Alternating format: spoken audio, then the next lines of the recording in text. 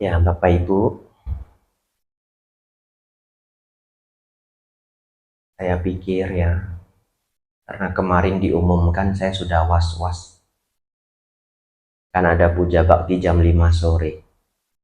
Coba kalau yang di sana mau datang setengah aja. Amsyong kita ya. Saya sudah mikir ini, gimana ini? Wah, rupanya yang datang pas ya. Ya, pas-pasan. Tadi juga saya kedinginan Bapak Ibu ya. Memang AC ini paling ribet. Kalau diturunin suhunya kedinginan. Kalau dinaikin kepanasan. Nanti panitia setel-setel aja ya. Kalau terlalu panas naikin ya. Mungkin tadi naikinnya kebanyakan ya didinginin gitu. Terserah panitia. Saya tadi hanya khawatir fan-nya saja. Ya, anginnya terlalu kencang. Tapi tidak apa-apa Bapak Ibu ya. Ini suhunya sudah sangat nyaman. Hari ini pelajaran terakhir saya untuk kedatangan kali ini. Saya ingin berbagi cara meditasi yang baik. Bapak Ibu dengar baik-baik. Ya, dengar baik-baik.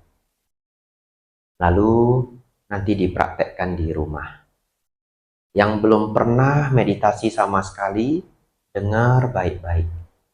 Yang sudah sering meditasi, juga dengar baik-baik.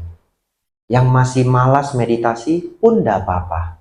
Dengar aja baik-baik. Kenapa? Ya, satu ketika kan bisa saja kepengen meditasi. Betul ya? Caranya sudah tahu. Ya, caranya sudah tahu. Bapak Ibu Saudara, saya akan mulai dari kisah hidup beberapa orang. Sangat menarik. Kisah hidup yang pertama, orangnya masih hidup. Orang ini bernama Ray Dalio.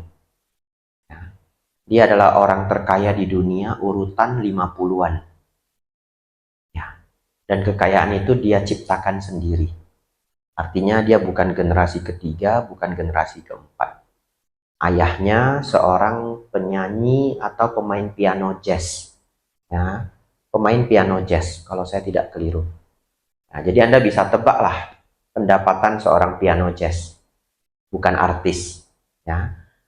Bapak Ibu Saudara, hari ini sebagai orang terkaya urutan 50-an di dunia, ya orang terkaya di dunia, apa maksudnya? Apa bedanya orang terkaya nomor 1 dengan nomor 100? Wong makannya cuma bisa 3 kali. Betul ya? Artinya apapun yang ingin dimiliki orang terkaya nomor 1. Yang terkaya nomor 100 mampu beli enggak? Mampu. Ya, mau pulau, mau yacht. Apa itu yacht? Kapal pesiar ya. Itu mainannya orang super kaya. Ya. Yacht. Bisa dia beli. Apapun yang nomor 1 bisa beli, nomor 100 bisa beli. Jadi bagi saya top 300 dunia samalah kayanya. Ya. Anda kumpulin orang terkaya di Indonesia, top 200 samalah kayanya. Ya. Nanti yang top 1, top nomor 1 kekayaan 200 triliun. Katakanlah yang top 200 2 triliun. 2 triliun sudah bisa beli semua. Beli bakso penuh ini satu wihara. Ya. Jadi Bapak Ibu Saudara, unik sekali.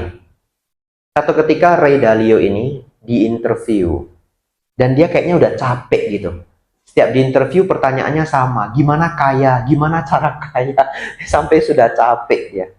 Satu ketika dia diinterview, lalu dia ditanya, Pak, bagaimana ilmunya biar kaya? Bapak Ibu tahu enggak? Sebagai orang terkaya dunia, dia kasih tipsnya unik. Dia bilang begini, gini ya, sebenarnya untuk bahagia itu enggak perlu kaya-kaya banget. Jangan salah tanggap ya. Dia nggak bilang nggak usah kaya, ya dia nggak bilang gitu juga ya. Nggak usah kaya-kaya banget.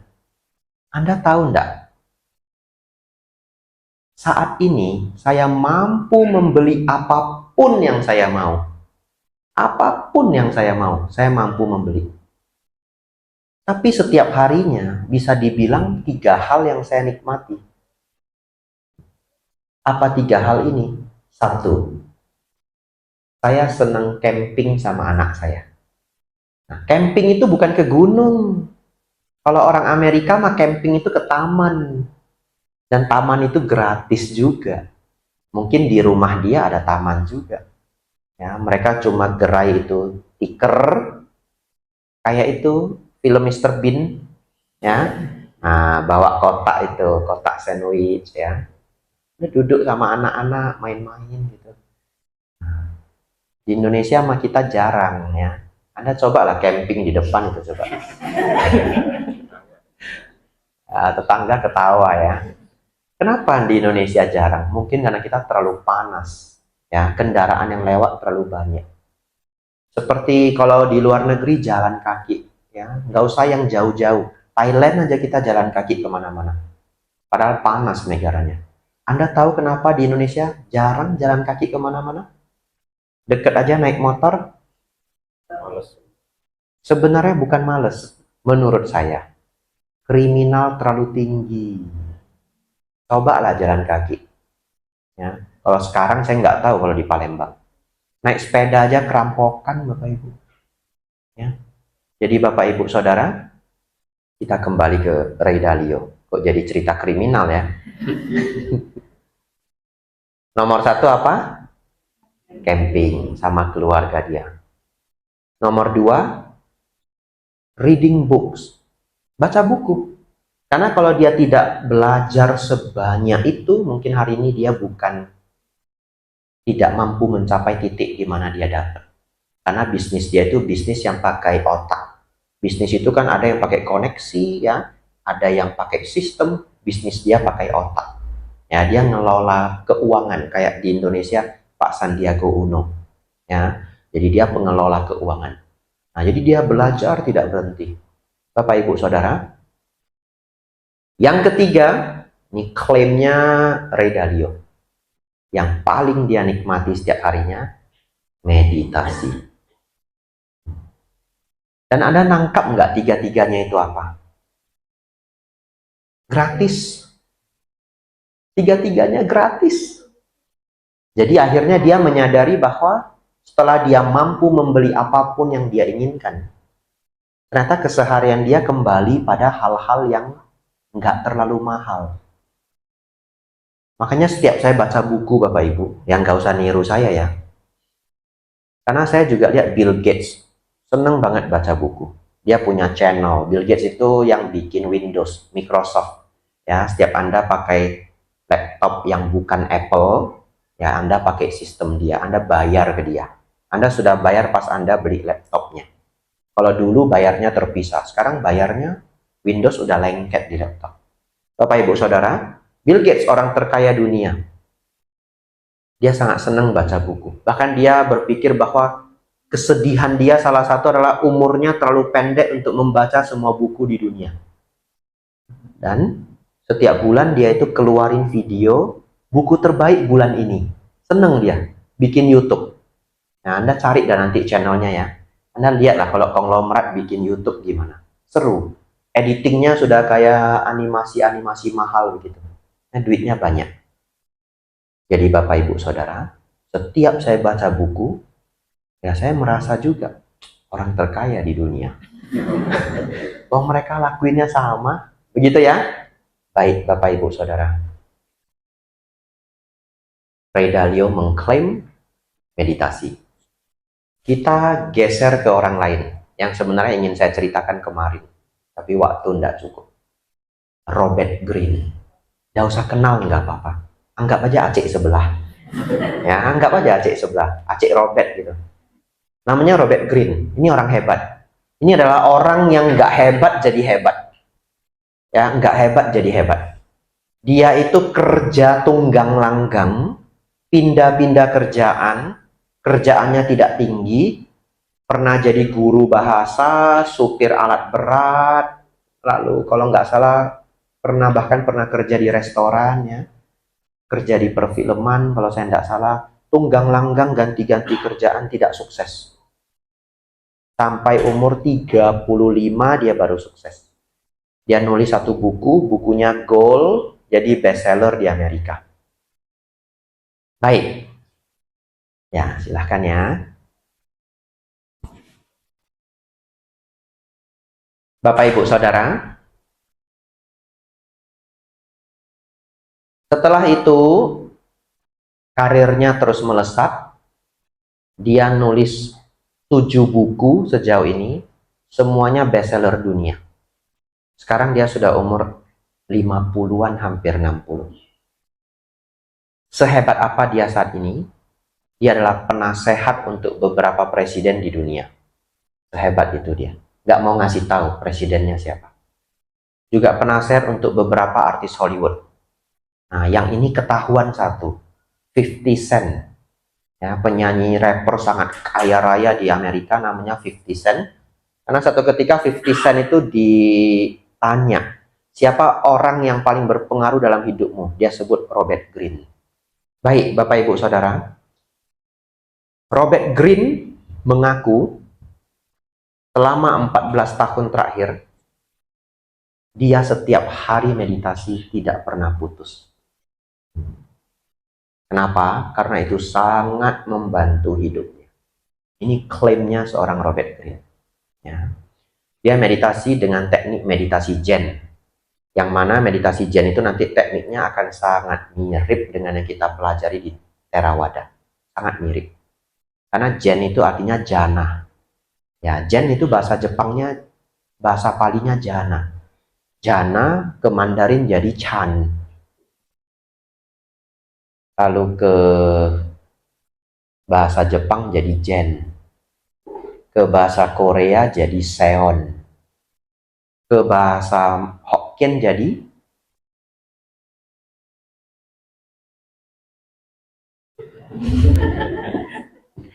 siapa yang bisa Hokkien ini harus bertanggung jawab ini. Sien, Jipsien, ya. Jipsien itu mencapai jana. Teitsien jana pertama. Tejisien, Tesasien, Tesisien. Gitu ya. Nah, ini upgrade nih bahasa Hokkiennya. Makanya meditasi namanya Cesien. Nah, C itu duduk. Cesien, duduk untuk jana. Ya, Teitsien, Tejisien, Tesasien, Tesisien. Namanya Cesien. Cesyoku Jinsien. Nah, ini bener ini ya. Cesyoku Jinsien ya. Aduh, direkam lagi, gawat saya. Ada jejak digital ini ya. Cesyoku itu duduk kelamaan ya. Jinsien. Jinsien itu sungguh membosankan. Bapak, Ibu, Saudara. Jadi kadangkala ya saya cari real story orang-orang nyata, orang-orang hebat yang senang bermeditasi, padahal mereka bukan Buddhis. Mereka bukan Buddhis, mereka sangat logis ya, orang-orang pinter, kadang belum tentu juga seneng serius beragama ya, kadang belum tentu serius beragama, tapi mereka bermeditasi malah lebih rajin daripada umat Buddha. Ya, satu hal yang sangat disayangkan. Kalau ditanya kenapa, menurut saya bukan malas, tapi belum tahu lengkapnya ya. Kayak kita, kenapa orang Indonesia jarang jalan kaki? Bukan malas, ada sebab yang kita udah lupa gitu. Ya, sebabnya adalah kriminal terlalu tinggi. Bapak, Ibu, Saudara, nah, jam 6 lewat 5 menit ya. Kita belajar meditasi. Pulang dari sini, Anda pinter meditasi. Cesien. Jipsien. Rajin meditasi 10 tahun, pensien. Ya. Baik. Saya latihan dengan Anapanasati. Ana itu nafas masuk. Pana nafas keluar. Sati memperhatikan. Ya, memperhatikan nafas masuk, nafas keluar. Sesederhana itu, nafas masuk, nafas keluar.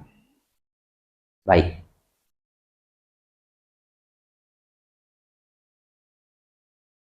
Pertanyaannya, apa hebatnya melihat nafas masuk, nafas keluar? Apa hebatnya? Baik, jawabannya adalah menenangkan pikiran. Lalu, saya ingin ajak Anda untuk berpikir, apa yang membuat pikiran tidak tenang? Bapak Ibu, bayangkan Bapak Ibu seseorang, ya, diri sendirilah, karena susah bayangin orang lain. Anda dapat masalah besar, tidak tahu itu masalah apa. Yang Anda pikirkan masalah yang Anda sudah pernah alami dan sudah Anda lewati. Masalah besar. Lalu malam Anda ingin tidur. Gampang tidur atau susah tidur? Kenapa? Pikirannya ribut, betul? Gak mau diem. Itu yang kita sebut pikirannya kacau. Kenapa kacau? Karena ribut. Sekarang kita mau latihan meditasi. Nama meditasinya samatha, meditasi ketenangan. Tekniknya apa? Kuijib kuicut, anapanasati. Kalau tadi pikiran kacau karena ribut, pikiran tenang karena tidak ribut, kan begitu ya? Antonim toh. Kalau kacau karena ribut, kalau tenang karena tidak ribut. Tidak ribut namanya apa? Diem. Simpel ya. Kalau kacau ribut, kalau tenang diam. Jadi meditasi itu samatha, meditasi ketenangan, tujuannya apa? Mendiamkan pikiran. Karena selama ini kita pakai istilah tenang, nggak klop banget. Mendiamkan pikiran. Siapa yang pikirannya setiap hari ngomong ada? Semua ya? Semua, apapun ya. Besok hari Senin. Senin masak apa? Semur ya. Ya, Senin masak apa? Mikir, anak pengen makan apa? Saudara-saudari, oleh karena itu sesungguhnya tujuan awal bermeditasi adalah mendiamkan pikiran. Baik, prosesnya begini. Bagaimana mendiamkan pikiran? Maka Anda harus memperhatikan satu hal dan tidak membiarkan pikiran itu teralihkan. Ya, sebenarnya kalau fokus satu hal aja, nonton TV juga fokus. Ya, nonton TV itu fokus. Fokus. Kadang sampai orang rumah lewat kita nggak tahu. Itu kalau saya hari Minggu kecil nonton Doraemon itu. Beneran. Mama saya lewat saya nggak tahu. Tiba-tiba sudah pulang bawa sarapan, saya terkejut. Nanya berulang-ulang, "Mak, lu lewat? Lu lewat beneran, lu lewat?" Nah, mama saya bilang, "Beneran lah. Lu nonton TV itu saking seriusnya, saya lewat, kamu pun nggak tahu." Tapi saya beneran nggak tahu loh. Itu terjadi beberapa kali dalam hidup saya. Sampai saya mikir jangan-jangan mama saya lewat lorong belakang ya. Nah, tapi dia pergi sarapan, beli sarapan ya harus naik motor ya. Pulang sudah bawa sarapan. Terkejut saya. Bapak Ibu Saudara. Baik. Bahkan kalau kita nonton TV, ya fokus. Tapi pikiran masih ngomong nggak? Masih. Ya. Jengkel kali lihat satu orang ini. Nah, kalau nontonnya drama ya. Ya, Indosiar ya, tersanjung. Kan nggak ada. Ya, nah itu. Nah, jadi Anda nonton sih fokus, tapi di sini masih ngomel-ngomel juga. Kasian sama pemeran utamanya. Nah, ketemu itu mertua nenek sihir ya. Nah, biasa begitu kalau sinetron-sinetron. Baik. Oleh karena itu kita harus mencari cara fokus di satu hal, tapi ini diem. Nah, oleh karena itu bukan nonton TV. Oleh karena itu bukan denger lagu. Denger lagu juga fokus. Tapi ini nggak diem. Bagaimana suruh ini diem? Maka Sang Buddha menggunakan teknik nafas masuk, nafas keluar. Kalau Anda, nah yang bagian ini fokus ya, yang bagian ini fokus. Hanya ada dua bagian yang berharga. Bagian ini sangat berharga. Kalau seseorang memperhatikan nafas itu, sejak titik pertama nafas itu masuk, artinya kali pertama atau titik pertama kita narik, ya, yang nggak ada suaranya sih, ini sengaja saya kencengin aja, ya, biar Anda bisa simulasi. Pertama kali nafas masuk Anda tahu, pertama kali nafas keluar Anda tahu. Pertama kali masuk Anda tahu, pertama kali keluar Anda tahu. Maka tanpa Anda sadari, Anda harus melihat seluruh nafas. Karena Anda harus jagain. Anda harus tahu pertama kali keluar, pertama kali masuk. Ini disebut menjaga pintu nafas. Mengetahui seluruh tubuh nafas. Dengan menjaga pintu nafas, kita jadi mengetahui seluruh tubuh nafas. Nah, nafas masuk, nafas keluar. Ini yang perlu dilakukan dalam meditasi nafas. Sejauh ini instruksinya sudah benar. Kalau Anda hanya pegang instruksi ini, Anda besok pergi ke hutan tidak mau pulang lagi, Anda mungkin mencapai jana keempat. Iya, hanya modal itu aja, nggak usah jauh-jauh. Gini aja. Tapi, fokus ya. Pertanyaan sejuta umat. Tapi Bante, pikiran saya kok nggak pernah diem ya? Ya, pikiran saya kok selalu mengembara ya? Nah, oleh karena itulah saya datang ke Palembang. Nggak ada di buku lain. Anda cari nanti. Ini mikirnya bertahun-tahun. Ya, ini mikirnya bertahun-tahun. Nggak ada di buku manapun. Ini ilmu mahal ini. Tak kasih gratis Bapak Ibu. Ya, biar saya mumet mikirnya. Bagi ke Bapak Ibu. Siap-siap ya. Sien itu apa? Jana. Ya. Teit sien jana 1. Teji sien jana 2. Baik. Saya akan jelaskan arti jana supaya Anda tangkep. Jana adalah begitu terpisah dari kesenangan indrawi, berpisah dari hal-hal yang tak bajik. Seseorang masuk dan berdiam di dalam konsentrasi tingkat pertama, jana pertama. Dengan hadirnya awal pemikiran, keberlanjutan pemikiran, kebahagiaan, kegiuran, dan konsentrasi yang bertahan. Ini bahasa kitab. Nggak usah hafal, saya sederhanakan. Begitu terpisah dari kesenangan indrawi, terpisah dari hal-hal yang tak bajik. Artinya, kalau Anda mau meditasi, buang semua pikiran buruk, betul? Kebencian, ya, nafsu, buang dulu, ya. Nah, baik. Yang jelek-jelek itu nggak datang. Bahasa palinya pancaniwarana, tapi nggak usah hafal, nanti jadi terlalu rumit.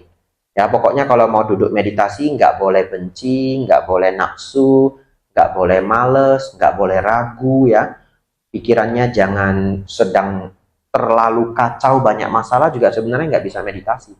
Kalau sedang terlalu kacau, ya Anda dengar dharma dulu, ya, dengar ceramah dharma. Baik. Lalu masuk ke dalam konsentrasi tingkat pertama, hadir 5 hal, ya.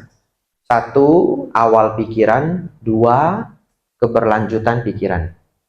1 apa? Awal pikiran. 2 apa? Keberlanjutan pikiran. 3, kebahagiaan. 4, kegiuran. 5, konsentrasi yang bertahan. Eka gata. Fokus pada objek. Supaya simple, 3 ini mau saya buang dulu. Konsentrasi sudah pasti. Oke ya? Kita nggak usah mikir lagi, namanya meditasi pasti eka gata, pikiran manunggal. Kita pinggirkan dulu. Kebahagiaan dan kegiuran, anggap aja pokoknya happy.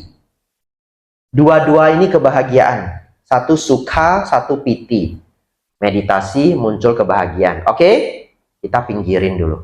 Maka yang kita bahas 2 ini.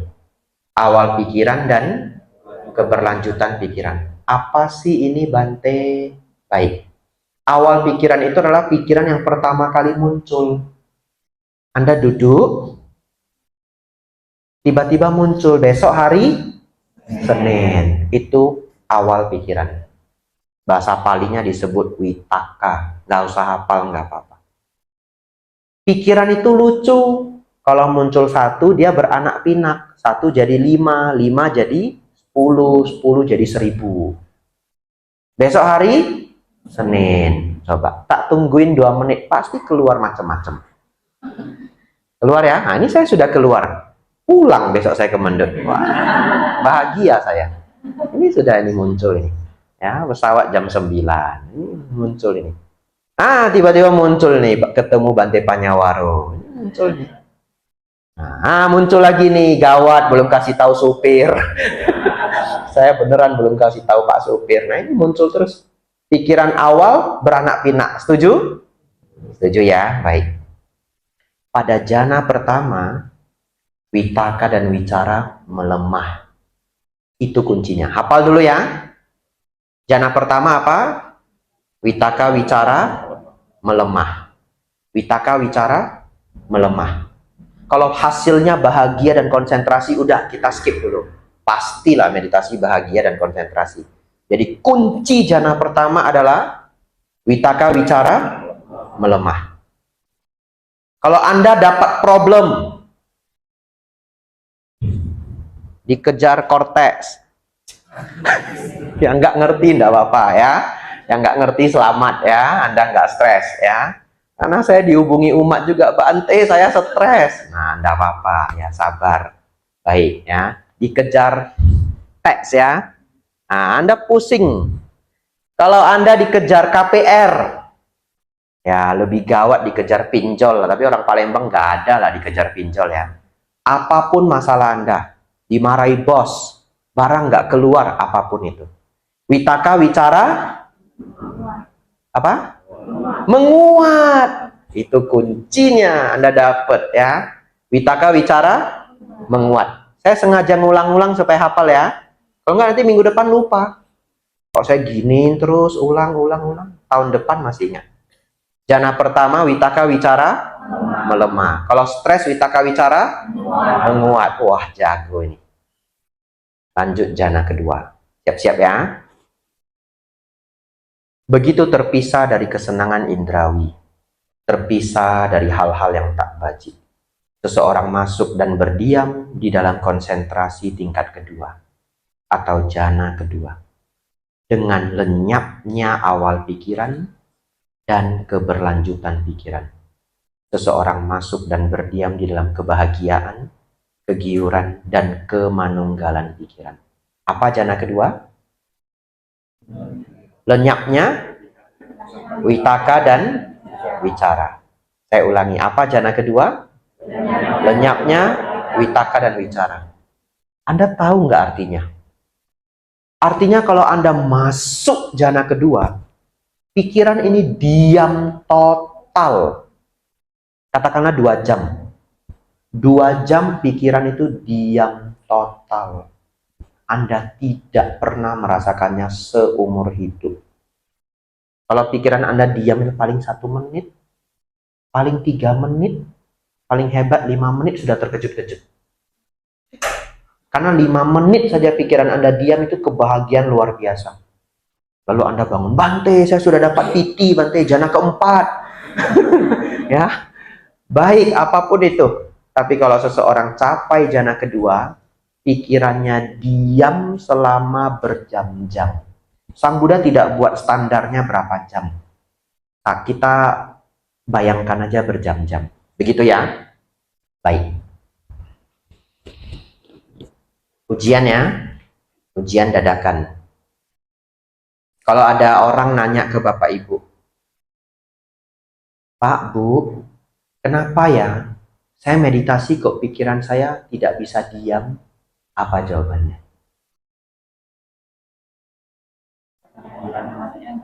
Apa? Belum apa? Jana keberapa? 1. Bukan, kalau 1 melemah. Kan dia pengennya apa? Dia kepengennya pikiran tidak mengembara sama sekali. Betul ya? Itu yang Anda risaukan toh? Kenapa ya Bante, saya meditasi sudah 10 tahun di Sikadama Sriwijaya ini. Pikiran tak bisa tenang Bante. Kenapa ya? Tak nila Bante, 10 tahun. Ini kayaknya feng shui nggak bagus. Nah, ya. Bukan. Jawabannya adalah Anda belum mencapai jana kedua. Selamat. Ini jarang yang tahu ini. Ilmu mahal. Anda nanti keluar kota ikut ETC, pembahasan meditasi, begitu bahas jana, wah orang Palembang goyang-goyang kepala semua. Mimpai. Mimpai. Ya. Nanti ditanya, mengerti ya? Ngerti. Gak susah. Witaka wicara. Wih, gitu ya. Baik, Bapak Ibu Saudara. Jadi Bapak Ibu Saudara, sebenarnya meditasi samatha itu intinya cuma satu. Berjuang mendiamkan pikiran. Mendiamkan pikiran itu namanya menenangkan. Makanya muncullah bahasa Indonesia, meditasi ketenangan. Tapi kalau nggak dibahas, nggak tahu tenangnya apa, nggak tahu. Baik, kita masuk lagi, lebih jauh lagi. Siap-siap ya. Sudah setengah jam Bapak Ibu.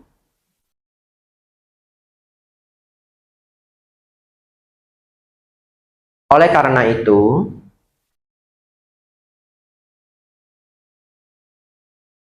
ini ilmu penting nomor 2. Semua harus konsentrasi. Ya.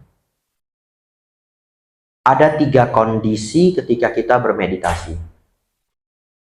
Berapa kondisi? 3. Kondisi yang pertama, nafas masuk, nafas keluar, nafas masuk, nafas keluar. Muncul pikiran, anak saya udah pulang belum ya? Jam berapa dia pulang nanti ya, hari Minggu? Bandel anak ini. Muncul. Lalu mengembaralah pikiran ini. Kalau pikiran mengembara sampai Anda tidak tahu nafas masuk, nafas keluar, 8 menit. Namanya? Betul. Namanya adalah melamun. Ya. Jadi kondisi pertama dalam meditasi adalah melamun. Setuju? Siapa yang pernah meditasi jadi melamun? Ada? Wah, ada ya. Baik ya. Yang lain ada juga. Goyang kepala tapi enggak. Raise hand, enggak apa-apa. Yang golput juga ada. Enggak apa-apa. Negara demokrasi ya. Baik. Kita meditasi bisa yang pertama keadaannya pikiran melamun. Setuju ya? Setuju. 3. Nah, konsentrasi. 2 dulu Bante. Betul. Yang 2 itu ilmu rahasia saya. 3 dulu. Ya. Minum dulu ya. Mau saya mikirnya lama, mau saya bagi juga mikir-mikir saya.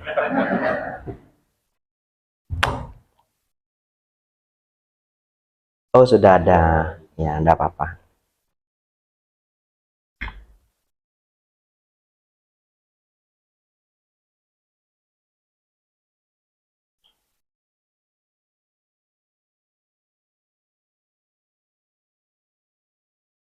Bagi Anda yang senang bermeditasi, ulang malam ini, meditasi Anda berubah seumur hidup.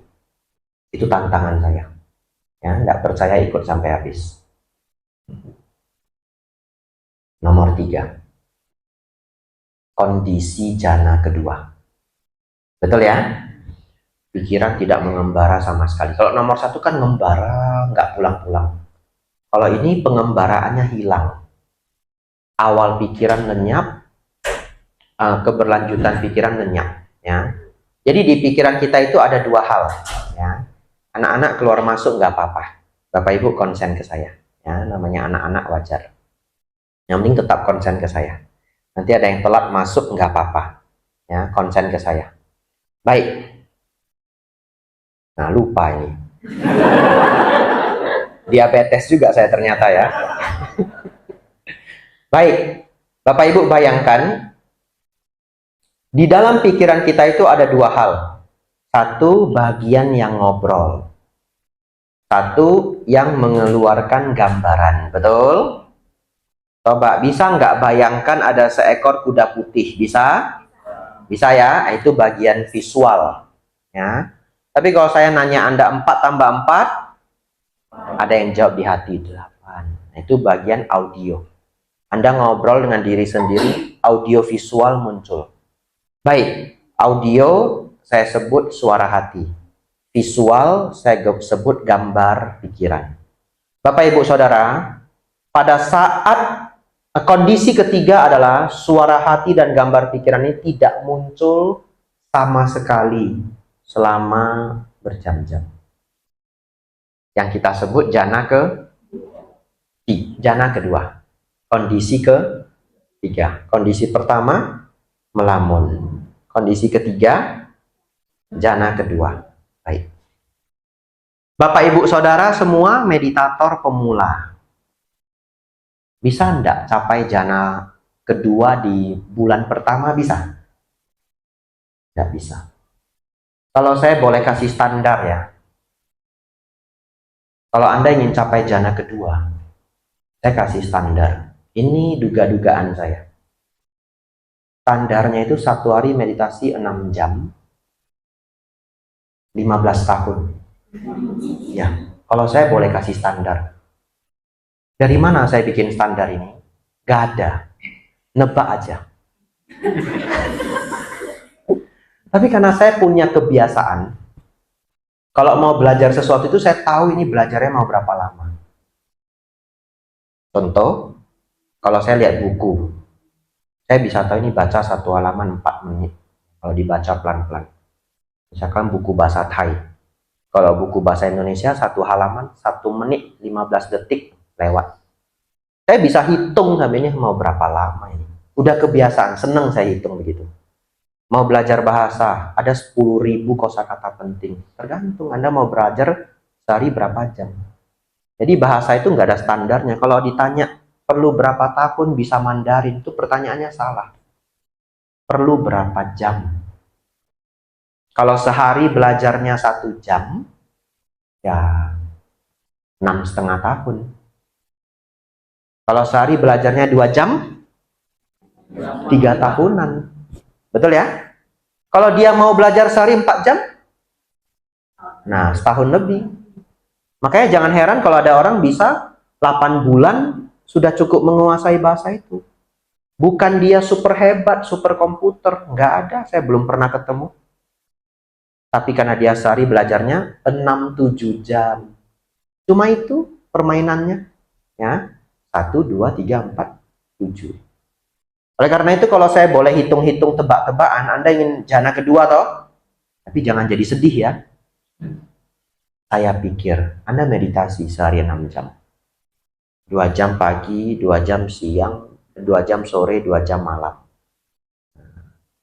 Dimarahilah sama suami atau istri Anda. Ya. Berapa lama Bante? 6-15 tahun. Itu dugaan saya. Yang 6 tahun siapa Bante? Yang berbakat. Yang 15 tahun kurang berbakat.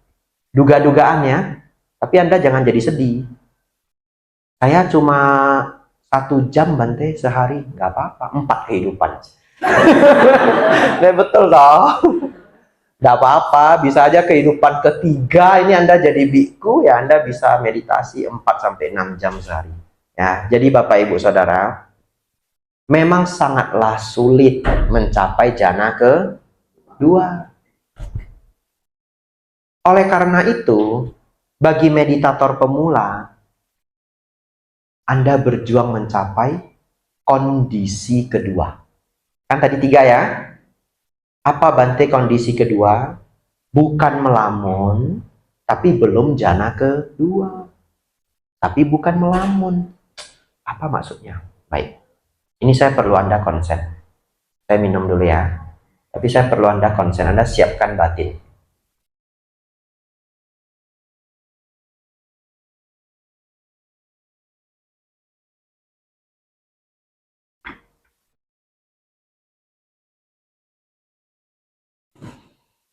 Anda perlu berlatih,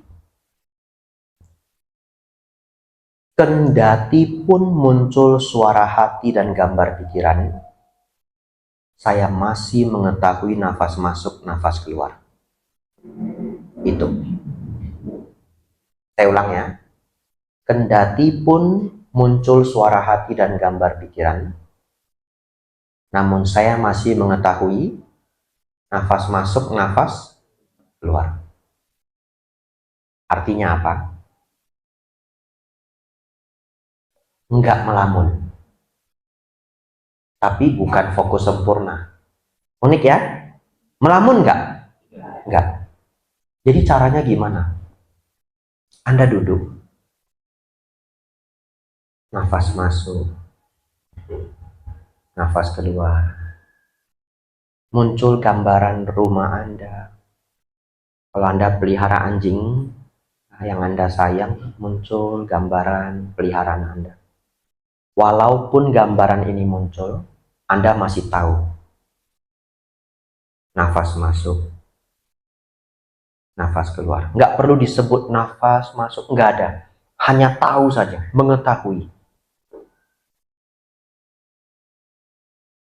Nanti yang terjadi adalah suara hati dan gambaran pikiran itu tidak berkembang menjadi lamunan. Ya, dia barangkali melemah, ganti gambar yang lain. Tapi Anda terus tahu, nafas masuk, nafas keluar.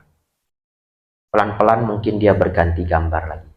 Tapi akan ada satu ketika Anda merasa gambaran dan suara itu melemah.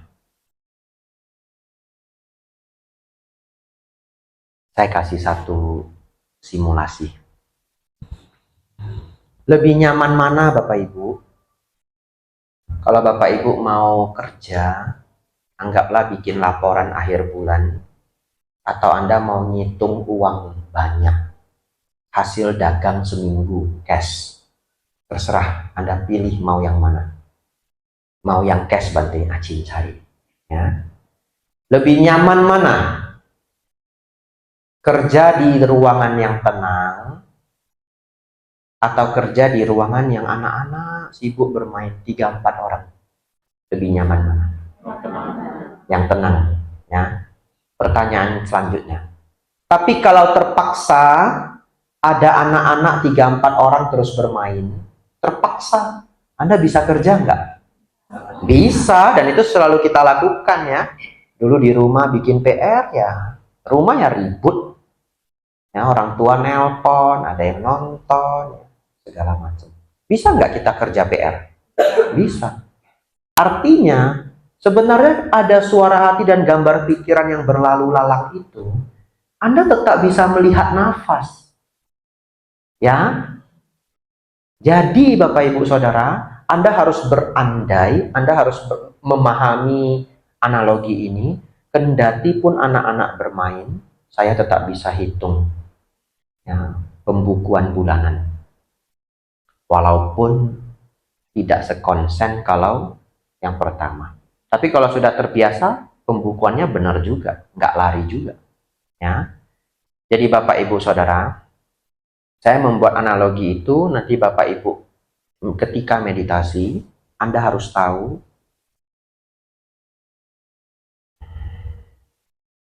mengetahui nafas masuk, mengetahui nafas keluar. Kalau tiba-tiba muncul suara di gambar pikiran, jangan kesal sedikit pun. Tugas Anda hanya tahu nafas masuk, tahu nafas keluar. Dan Anda tidak gagal. Ya. Jadi selama ini Anda berpikir kalau pikiran mengembara sedikit, gagal saya. Pikiran belum tenang. Tidak. Anda tidak gagal. Anda berhasil. Itulah kondisi kedua. Selama Anda masuk ke kondisi kedua, Anda dalam keadaan berhasil. Anda latih itu terus, kondisi kedua ini akan menguat. Apa yang terjadi? Anda bisa melihat nafas menjadi lebih mudah.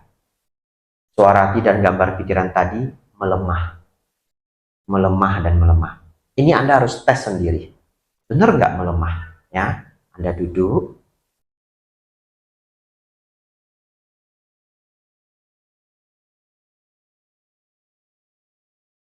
Perhatikan batin sendiri. Kalau sampai satu standar, di mana pikiran itu melemah, muncul kebahagiaan. Selamat. Jana pertama. Mungkin seberkas jana pertama, tapi prosesnya sudah benar. Dilatih terus, kebahagiaan ini akan meningkat. Sampai di satu standar, itulah yang Sang Buddha sebut sebagai jana pertama. Tapi Sang Buddha nggak bisa menyampaikan happiness-nya seberapa tinggi, karena nggak ada ukuran happiness. Ya. Kalau hari ini mau ngukur mungkin bisa, cek darahnya, endorfinnya seberapa tinggi. Tapi itu 2600 tahun yang lalu. Atau otak sekarang bisa di-scan MRI, meditasi sambil di-scan. Dan itu dilakukan para biku Tibet. Dan sudah terbukti, bahkan ada bukunya. Ya, Science of Meditation. Ada bukunya. Nah, Bapak, Ibu, Saudara,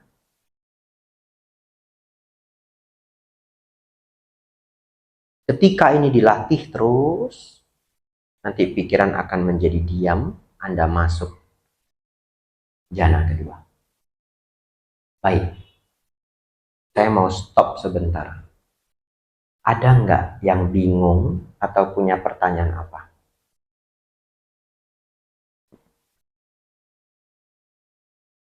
Atau cukup jelas? Boleh.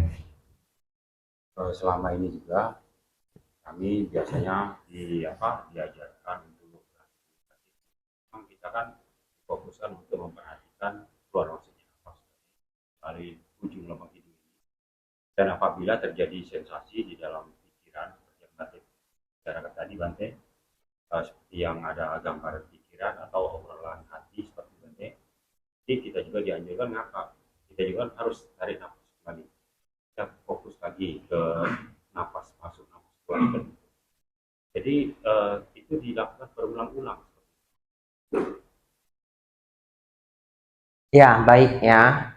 Saya hanya bisa menjawab instruksi itu tidak sesuai Anapanasati Sutta. Titik. Kenapa saya harus jawab begitu? Karena saat ini teknik meditasi sudah terlalu banyak. Ya, hampir semua guru-guru besar di Myanmar itu bikin teknik sendiri. Ya, bahkan sebenarnya bukan hanya di Myanmar, termasuk di Thailand, termasuk di Sri Lanka. Termasuk di Sri Lanka 1000 tahun yang lalu. Jadi kitab-kitab yang terkenal ya, yaitu kitab Visuddhimagga, itu ditulis oleh Bhikkhu Buddhaghosa 1000 tahun yang lalu di Sri Lanka. Dan itu bukan dari Sang Buddha. Anda jangan tanya saya, jadinya itu benar apa enggak? How do I know? Ya, yang saya bisa jawab adalah saya mengikuti Anapanasati Sutta. Ajaran siapa? Sang Buddha. Jadi kalau Anda keluarkan kitab lain, ya, kitab dari Theravada, Mahayana, Tantrayana, nanti aliran lain, tidak dari Sang Buddha, saya tidak bisa bahas juga. Ya. Nanti ada teknik perhitungan angka, masuk 1, keluar 1.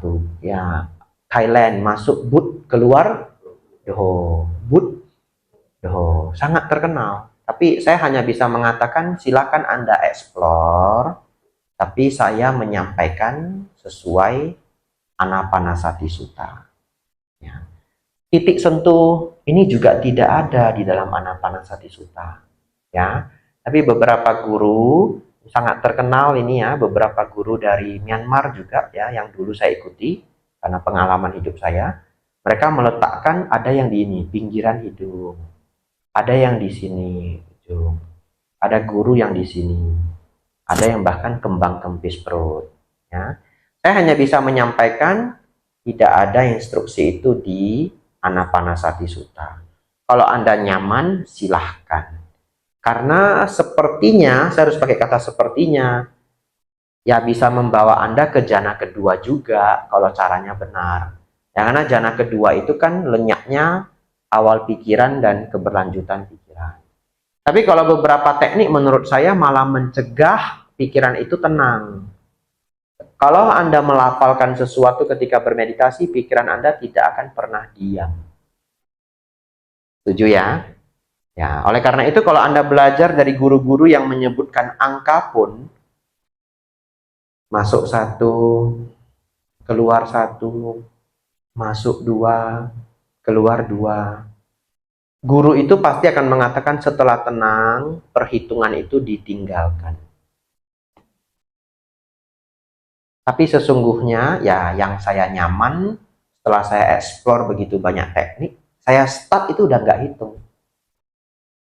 Awalnya saja sedikit berat, tapi nanti kalau sudah terbiasa sangat nyaman. Karena Anda sudah terbiasa menenangkan pikiran secara cepat. Ya. Silakan Anda explore ya. Karena memang saat ini cukup sulit belajar meditasi. Sulitnya apa? 10 guru, 10 teknik. Ya, itu sulitnya. Tapi yang hari ini saya berikan itu sebenarnya kayak sedikit rahasia yang begitu Anda tahu Anda bisa pakai di semua teknik. Yang penting jangan melamun. Itu aja. Itu dulu. Kalau mau berharap pikiran tidak mengembara sama sekali, mah jana kedua. Anda coba di teknik apapun, menurut saya tidak akan ketemu secara instan. Kalau ketemu, berarti Anda dulu sudah bermeditasi. Ya, Anda berbakat. Mungkin setelah itu gabung ke Sangga Theravada Indonesia. Ya, karena Sang Buddha sendiri umur 7 tahun capai jana sudah. Karena bakat kelahiran sebelumnya. Kelahiran sebelumnya beliau pernah menjadi biku di bawah Buddha Kasapa. Baik, Bapak Ibu Saudara, ada lagi satu pertanyaan? Silakan, Pak.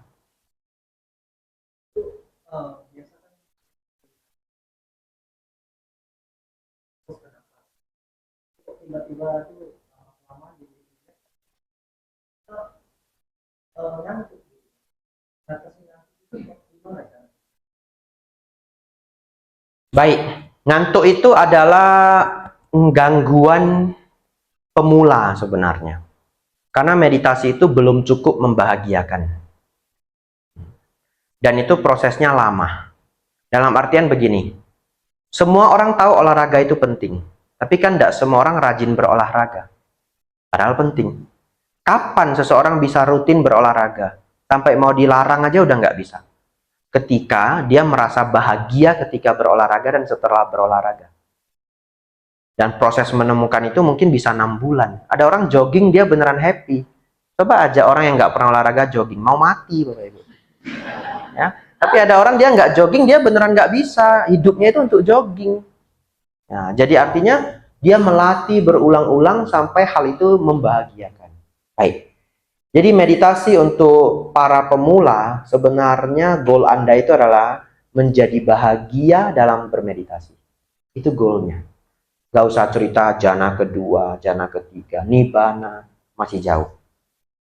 Be comfort dulu. Menjadi nyaman, menjadi senang bermeditasi. Baik, kita bahas ngantuk ini. Oleh karena itu normal ya, wajar seseorang meditasi menjadi ngantuk. Tipsnya bagaimana? 1. Diusahakan kita menjadwalkan sesi meditasi kita di saat kita paling tidak ngantuk.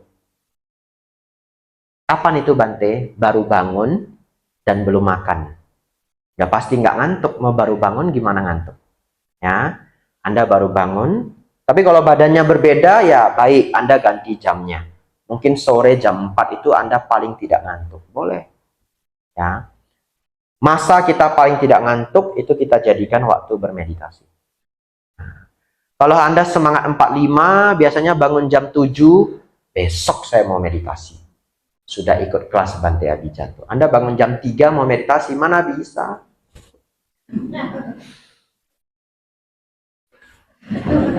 Ya. Jadi yang pertama pilih the best time. Untuk awal-awal latihan nggak usah memaksakan diri super ngantuk kita paksa meditasi. Nanti badan jadi semakin tidak suka meditasi. Ya. Pertama. Tips kedua, badan tegak. Ya, badannya tegak.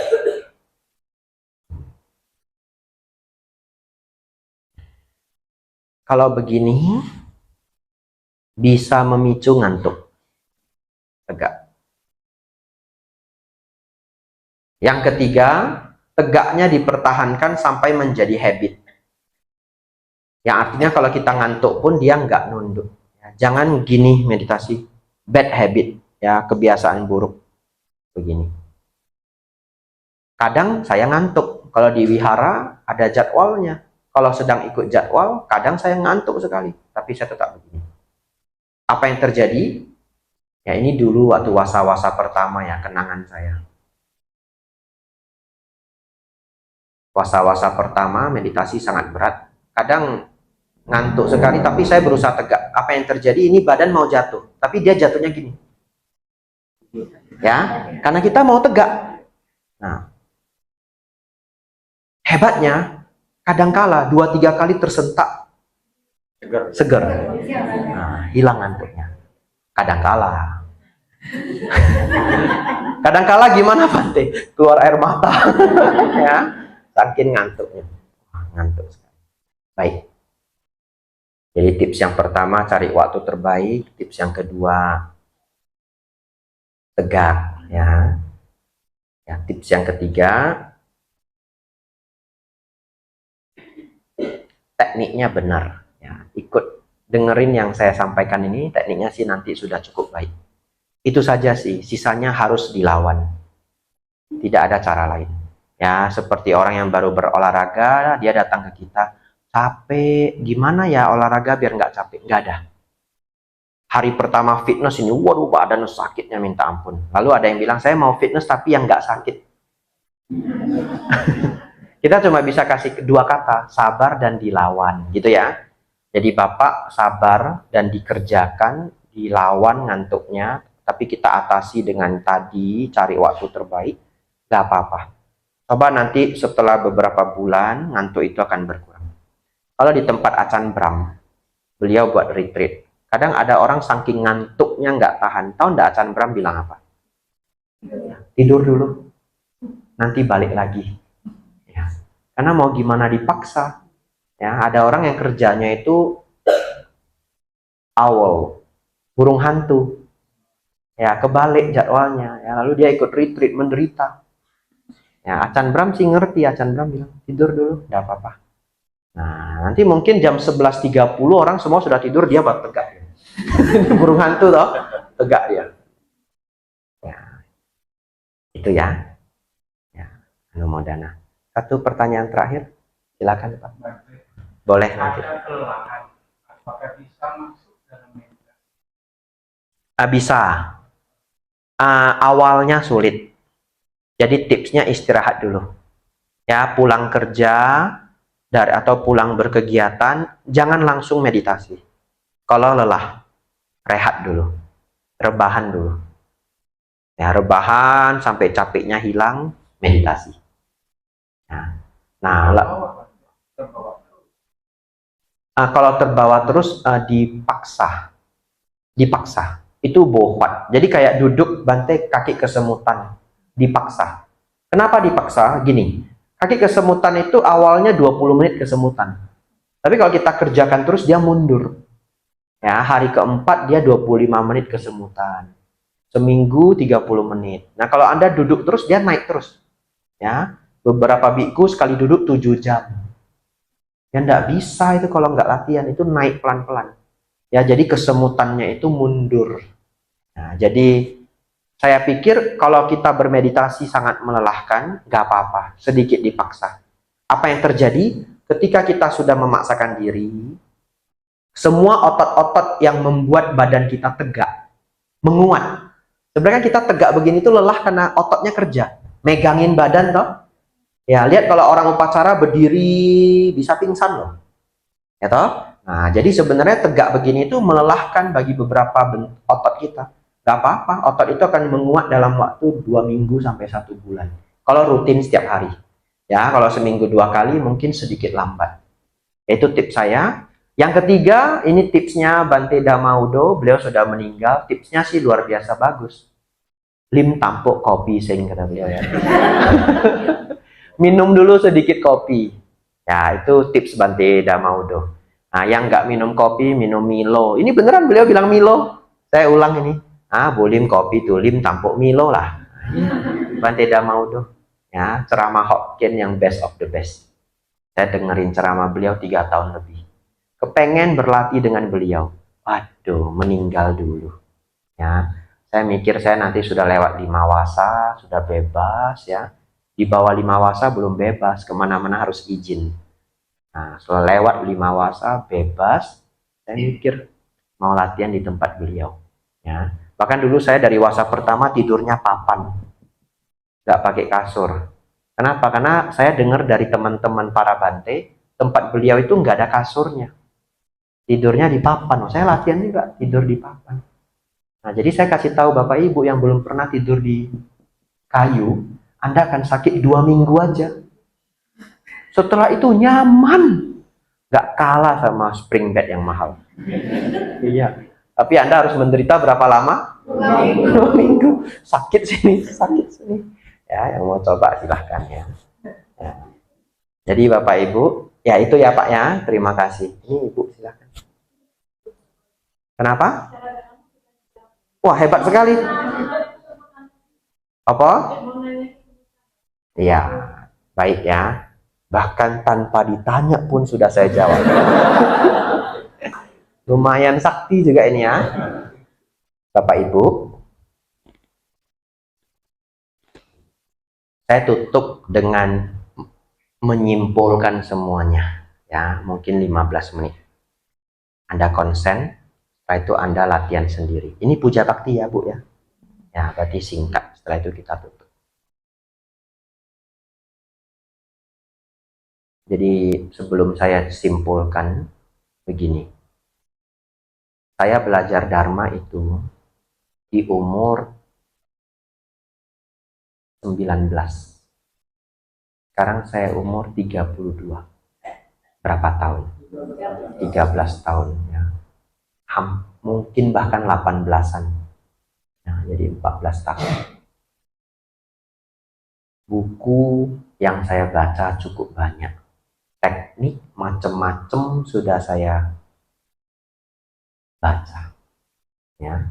Saya nggak bisa bahas semuanya. Karena 2 hal. Satu, terlalu banyak. Yang kedua, nanti orang marah. Karena itu kan tekniknya orang. Saya harus bahas, ada namanya toh, ada gurunya toh. Teknik ini, teknik ini, teknik ini. Nggak pasnya di mana, pasnya di mana. Baik, oleh karena itu saya hanya bisa bilang begini. Semoga Anda tahu maksud saya. Ini yang dipraktekkan Sang Buddha langsung. Ya, Anapanasati Sutta. Ya, tidak saya tambah, tidak saya kurang. Kalau Anda cocok, silakan ambil. Bagi saya, ini sudah yang paling aman. Ya. Bahkan saya pernah di satu wihara, ada satu kepala wihara, Bante sangat senior, namanya harus saya rahasiakan. Beliau ngundang saya ngajar retreat, Bapak Ibu. Tapi minta saya pakai teknik orang lain. Ya, saya enggak mau. Saya bilang, maaf Bante, kalau saya mimpin, ya saya harus pakai Anapanasati Sang Buddha. Oh, enggak apa-apa, bisa belajar dulu ya. Ini ada rekamannya apa. Lalu setelah saya telusuri, teknik itu dari Belanda. Iya, jadi seorang pecinta spiritual, ya dia gabung-gabung teknik Buddhis, Hindu atau bagaimana saya enggak ngerti, muncullah teknik ini. Teknik apa Bante? Enggak berani saya sebut. Ya. Tapi ya enggak apa-apa, saya tolak aja. Ya, beliau mungkin ya agak stres sedikit, tapi ya enggak apa-apa. Jadi yang bisa saya sampaikan ini dari Sang Buddha. Kalau Anda cocok, latih terus. Ya, siap-siap ya. Anda duduk Bapak Ibu, kita duduk ya. Saya peragakan.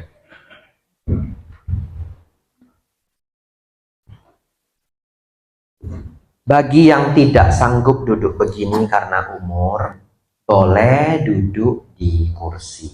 Nggak soal. Ya. Jadi Bapak Ibu, kaki saya itu sebenarnya satu di depan, satu di belakang. Ya, kaki saya seperti ini. Dulu kaki saya seperti ini. Nyaman juga, ya. Saat ini seperti ini. Dua-duanya boleh, ya.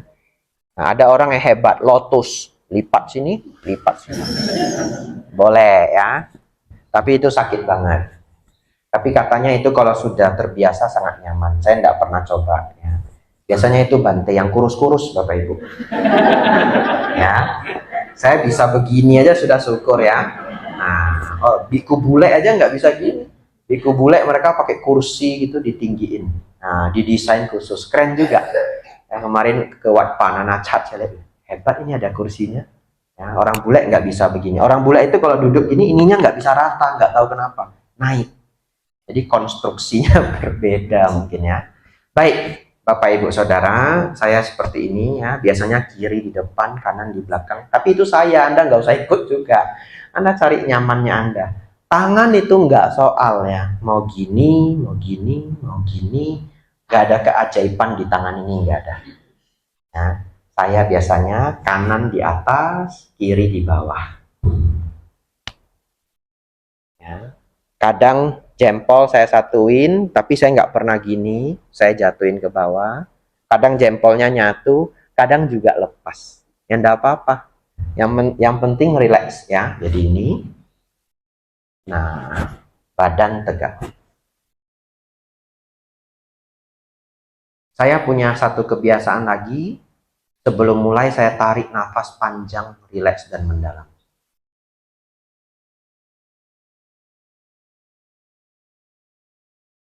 Kadang 1 kali, kadang 2 kali. Jadi ini kayak startnya, biar pikirannya diem.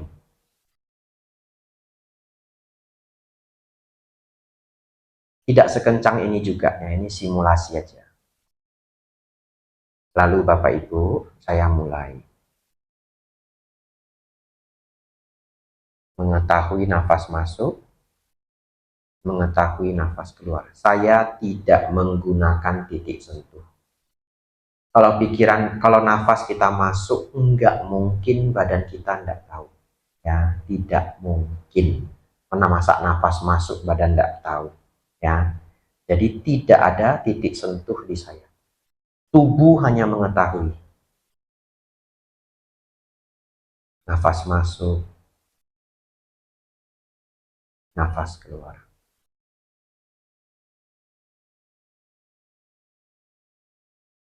Nafas masuk, nafas keluar. Bapak Ibu Saudara, segala pikiran yang muncul abaikan. Mulai mocam, polai focam. Ini dalam Buddhisme Zen diajarkan begitu. Ya, marah muncul, marah ditebas. Ya, fo muncul, fo ditebas. Itu dalam bahasa Jepang diajarkan begitu. Tapi agak kasar kalimat ini, tapi maksudnya adalah apapun pikiran yang muncul, abaikan. Kembali ke nafas masuk, nafas keluar. Nafasnya alamiah saja, seperti biasanya kita bernafas. Apabila muncul pengembaraan pikiran, abaikan. Apabila tidak bisa mengabaikan, anggap saja anak-anak yang sedang bermain. Selama kita mengetahui nafas masuk, nafas keluar, kita sudah benar. Suatu ketika Anda akan terkejut. Walaupun pikiran sedikit mengganggu,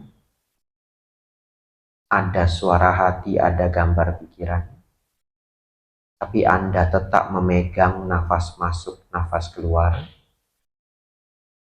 pikiran Anda menjadi tenang. Dan ini pengetahuan baru untuk kita.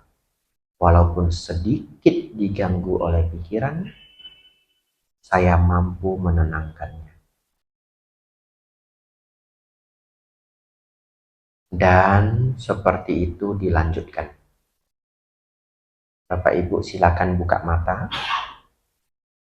Nanti Anda boleh praktek malam sebelum tidur sama. Ya, sebelum tidur Anda boleh coba nafas masuk. Gak usah bermeditasi. Kita tidak sebut bermeditasi. Karena nanti Anda berpikir nggak sopan Bante meditasi sambil tidur. Nggak usah sebut itu meditasi. Sebut aja mini practice, latihan kecil. Ya, nafas masuk, nafas keluar. Dan pikiran mengembara itu nggak perlu dianggap gangguan. Karena kan latihan kecil, mini practice, latihan mini. Nafas masuk, nafas keluar.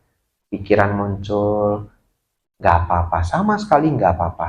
Yang tugas kita adalah selama saya masih mengetahui nafas masuk, nafas keluar, pikiran-pikiran yang menjadi dekorasi itu enggak apa-apa.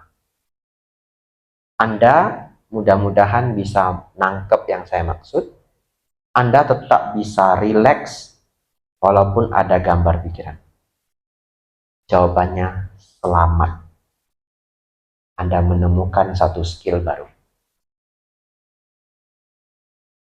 Anda boleh menamainya menenangkan pikiran separuh. Ya? Dan akhirnya apa? Ketiduran. Iya, karena mau tidur toh. Nanti kalau ketiduran gimana? Ya bagus, memang mau tidur. Ya. Kalau nggak bisa tidur gimana? Lanjut sampai arahat.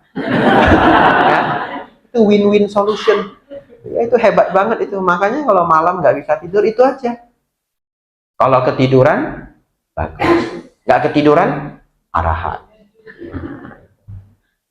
Anumodana semuanya.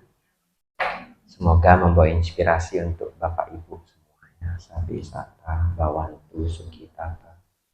Semoga semua makhluk hidup berbahagia.